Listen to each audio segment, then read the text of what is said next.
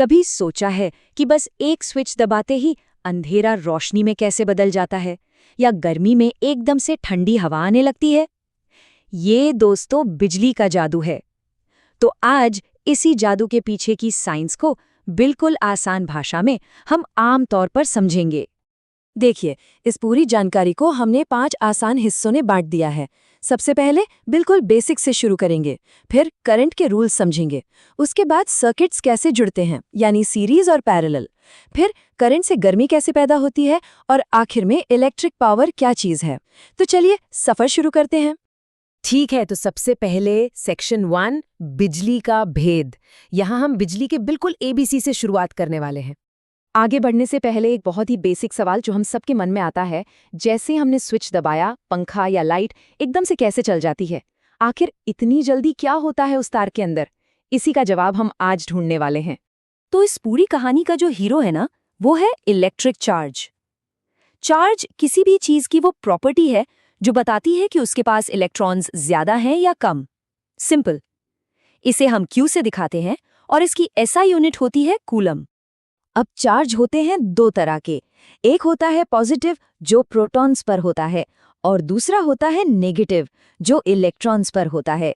और पूरे खेल में इस करंट को दौड़ाने का काम यही नेगेटिव चार्ज वाले इलेक्ट्रॉन्स करते हैं। यही है असली खिलाड़ी।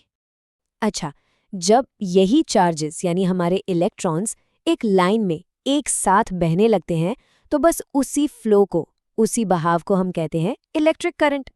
इसको वैसे समझिए जैसे एक पाइप में पानी बहता है, बिल्कुल वैसे ही एक तार में करंट बहता है।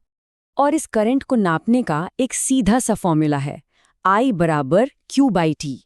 यहाँ I है करंट जिसे हम एम्पियर्स में नापते हैं, Q है चार्ज जिसे हम कूलॉम्स में नापते हैं, और T है टाइम यानी समय, सेकेंड्स में। यहाँ एक बहुत ज़रूरी बात है, असलियत में तो इलेक्ट्रॉन्स नेगेटिव से पॉजिटिव की तरफ भागते हैं, लेकिन बहुत पहले से साइंस में हम कन्वेंशनल करंट की डायरेक्शन इसके बिल्कुल उल्टा मानते हैं, यानी पॉजिटिव से नेगेटिव। ये बस एक परंपरा है, एक कन्वेंशन, लेकिन इसे याद रखना बहुत ज़रूरी है। तो अब हम ये तो समझ गए कि करंट क्या है और कैसे बहता है, लेकिन इस बहाव को कंट्रोल कौन करता है? आखिर इसके पीछे के नियम क्या हैं? चलिए अगले सेक्शन में यही देखते हैं। देखिए, करंट को बहने के लिए एक धक्के की, एक प्रेशर की जरूरत होती है। इसी प्रेशर को हम कहते हैं इलेक्ट्रिक पोटेंशियल डिफरेंस, या आम भाषा में वोल्टेज। जितना ज्यादा वोल्टेज उतना ज्यादा प्रेशर और उतना ही तेज करंट का फ्लो। और इसी वोल्टेज और करंट के रिश्ते को समझाने के लिए आती है इस चैप्टर की सबसे इम्पॉर्टेंट लॉ, ओम्स लॉ। ये कहती है कि अगर टेम्परेचर जैसी चीजें ना बदलें तो करंट सीधा सीधा वोल्टेज पर डिपेंड करता है, यानी वोल्टेज बढ़ाओगे तो करंट भी बढ़ेगा। सिंपल। और इस लॉ का फॉर्मूला है V = IR। यहाँ V तो वोल्टेज है, I करंट है, और ये जो नया R आया है ना, ये है रेजिस्टेंस। रेजिस्टेंस का मतलब है रुकावट। हर तार करंट के फ्लो में थोड़ी बहुत रुकावट डालता ही है, उसी रुकावट को हम रेजिस्टेंस कहते हैं। और हाँ, इस पॉइंट को नोट कर लीजिए, एग्जाम के लिए ये बेहद ज़रूरी है। ओम्स लॉ और उसका फॉर्मूला V = IR, इस पर बेस सवाल आते ही आते हैं। इसे तो बिल्कुल पक्का कर लीजिए। अब हमें वोल्टेज, करंट और रेजिस्टेंस तीनों के बारे में पता चल गया है, तो चलिए अब देखते हैं कि इन कंपोनेंट्स को एक सर्किट में, मतलब एक साथ जोड़ते कैसे हैं। कंपोनेंट्स को जोड़ने के 2 मेन तरीके हैं, सीरीज और पैरेलल। सीरीज में सारे कंपोनेंट्स एक लाइन में एक के बाद एक जुड़े होते हैं, इसलिए सब में से करंट सेम गुजरता है। इसका एक नुकसान है, अगर एक भी चीज खराब हुई तो पूरा सर्किट बंद। लेकिन पैरेलल में सबका अपना अपना रास्ता है, तो सबको वोल्टेज भी बराबर मिलता है।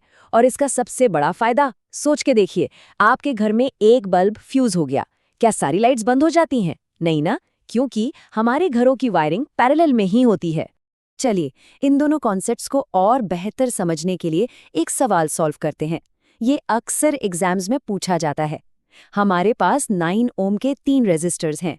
हमें इन्हें ऐसे जोड़ना है कि टोटल रेजिस्टेंस एक बार 13.5 ओम हो जाए और दूसरी बार 6 ओम। ठीक है, पहले 13.5 ओम लाते हैं। हम क्या करेंगे, 2 9 ओम रेजिस्टर्स को पैरेलल में जोड़ेंगे। पैरेलल का फॉर्मूला यूज करके इनका टोटल रेजिस्टेंस आएगा 4.5 ओम।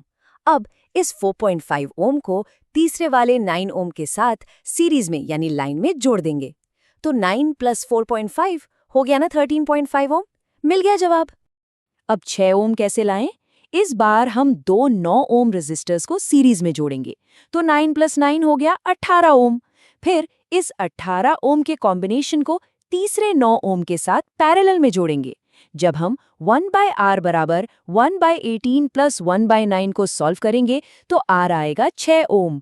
देखा कितना आसान था, बस थोड़ा सा दिमाग लगाना है। करंट सिर्फ चीजों को चलाता ही नहीं है बल्कि उन्हें गर्म भी कर सकता है। चलिए देखते हैं इसका ये गर्म अंदाज।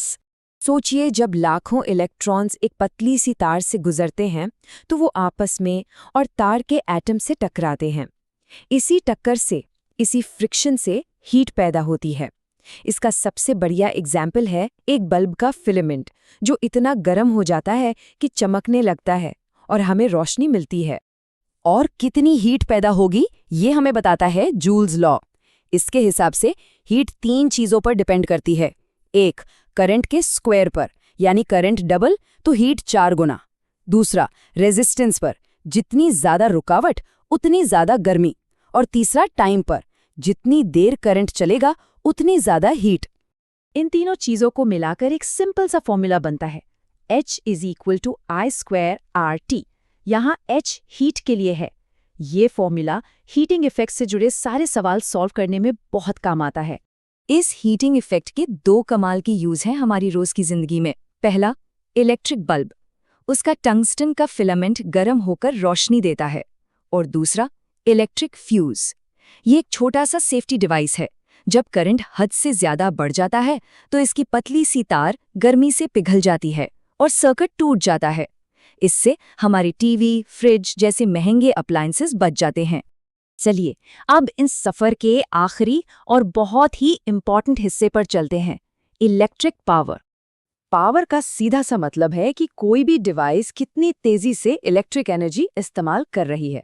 सिंपल, इसकी यूनिट होती है वॉट, जिसे हम W से लिखते हैं। पावर का सबसे बेसिक फॉर्मूला है P = VI, लेकिन यहाँ भी ओम्स लॉ V = IR का जादू चलता है।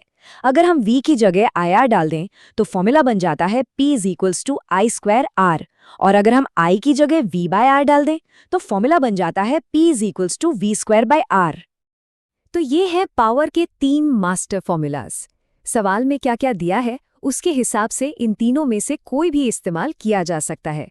आप चाहें तो इस स्लाइड का स्क्रीनशॉट ले सकते हैं, ये रिवीजन के टाइम बहुत काम आएगा। तो इस पूरी चर्चा के बाद एक आखिरी सवाल छोड़कर जा रहा हूँ। अगर बिजली इलेक्ट्रॉन्स का फ्लो है जो लाइट की स्पीड से होता है, तो फिर हमारे घर का बिजली का बिल किलोवाट में नहीं बल्कि किलोवाट आवर्स में क्यों आता है? इसमें आवर्स यानी घंटों का क्या काम है? सोचिए इस बारे में। एक छोटा सा हिंट देता हूँ। पावर तो स्पीड है, एनर्जी कंज्यूम करने की स्पीड, लेकिन कंपनी आपसे स्पीड के पैसे लेगी या इस बात के कि आपने टोटल कितनी एनर्जी यूज की? अब इस पे थोड़ा दिमाग लगाइए। अगली बार मिलेंगे एक नए टॉपिक के साथ। धन्यवाद।